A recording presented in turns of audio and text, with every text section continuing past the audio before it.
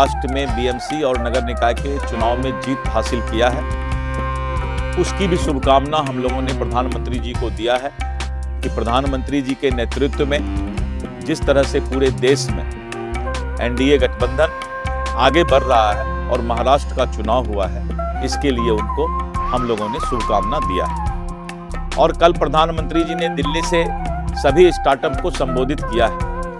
अभी तक में करीब 75 लाख लोगों को इस देश के अंदर स्टार्टअप ने रोजगार भी दिया है। बिहार सरकार एक प्रस्ताव ला रही है कि अब हम जो युवा उद्यमी को इंटरेस्ट फ्री 10 लाख रुपया मदद करते थे, अब उसको 25 लाख रुपया मदद करने की चिंता हम लोग कर रहे हैं। और पूरे बिहार के अंदर पथ निर्माण विभाग रोड का जाल बिछा रही है और रोड के क्वालिटी की भी चिंता कर रही है। गड्ढा बताओ इनाम पाओ।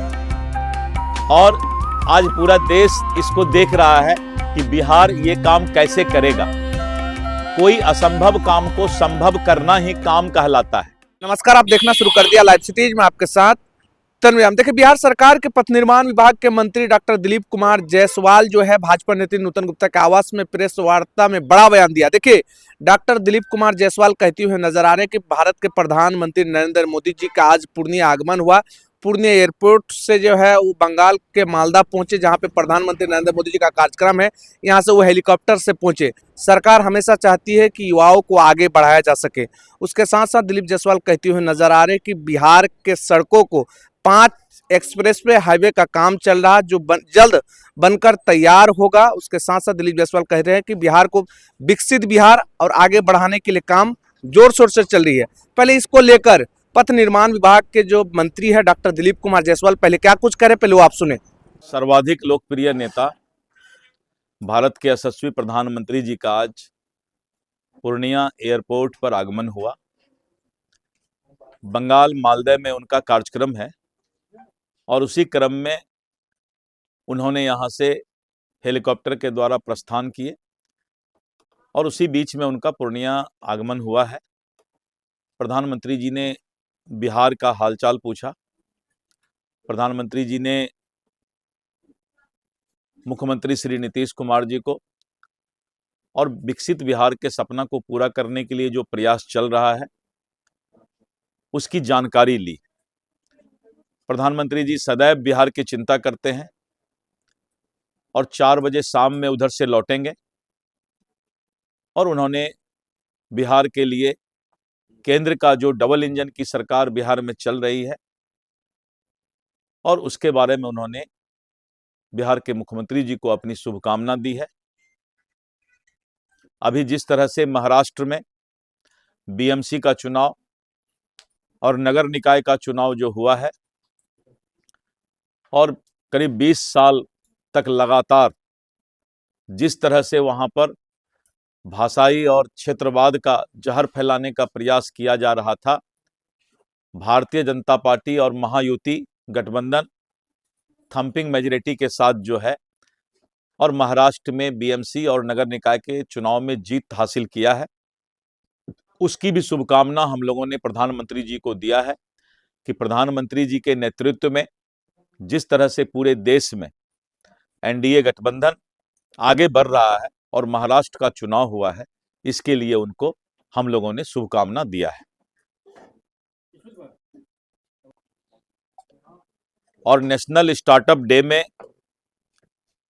पूरे देश के अंदर 2016 में प्रधानमंत्री श्री नरेंद्र मोदी जी ने स्टार्टअप की शुरुआत की थी और आज 2 लाख से ज्यादा स्टार्टअप इस देश में काम कर रहा है।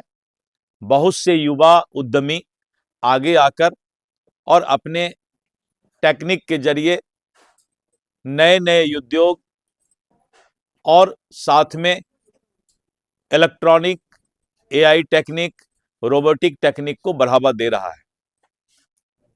और कल प्रधानमंत्री जी ने दिल्ली से सभी स्टार्टअप को संबोधित किया है। अभी तक में करीब 75 लाख लोगों को इस देश के अंदर स्टार्टअप ने रोजगार भी दिया है। बिहार में करीब 2000 से ज्यादा स्टार्टअप अभी नए नए टेक्निक के साथ में और अपना काम शुरू कर दिए हैं। अभी तक हम लोग युवा उद्यमी को स्टार्टअप के लिए 10 लाख रुपया की सहायता राशि देते थे, जिसमें कोई इंटरेस्ट उनको नहीं लगता था। 4 लाख पहले देते थे और 6 लाख बाद में देते थे।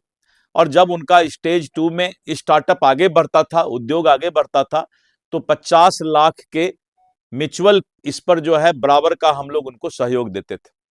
और जिस तरह से उद्योग को आगे बढ़ाने का काम किया गया था। बिहार सरकार एक प्रस्ताव ला रही है कि अब हम जो युवा उद्यमी को इंटरेस्ट फ्री 10 लाख रुपया मदद करते थे, अब उसको 25 लाख रुपया मदद करने की चिंता हम लोग कर रहे हैं और एक प्रस्ताव सरकार को भेज रहे हैं, जिससे बिहार के युवा बाहर नहीं जाए और अपना उद्योग और अपने टेक्निक को, अपने जो उनका इनोवेटिव है, उसको बिहार के अंदर ही आगे बढ़ाने का काम करें। पूरे बिहार के अंदर पथ निर्माण विभाग रोड का जाल बिछा रही है और रोड के क्वालिटी की भी चिंता कर रही है। और अभी आपने देखा होगा कि 5 एक्सप्रेस हाईवे बनाने का बिहार ने फैसला लिया है और बिहार से 3 सदस्यीय टीम जो है, जिसमें सेक्रेटरी पथ निर्माण विभाग भी महाराष्ट्र और उत्तर प्रदेश का दौरा किए हैं। अध्ययन दल ने अपना रिपोर्ट दिया है और पूरे बिहार को 5 एक्सप्रेस हाईवे बना करके यात्रा को सुगम किया जाएगा। और जो हमने एक वादा किया है बिहार वासी से, करोड़ों लोगों ने उसको देखा है। बहुत से स्टेट के मुख्यमंत्री और बहुत लोगों ने इसको सराहने का काम किया है।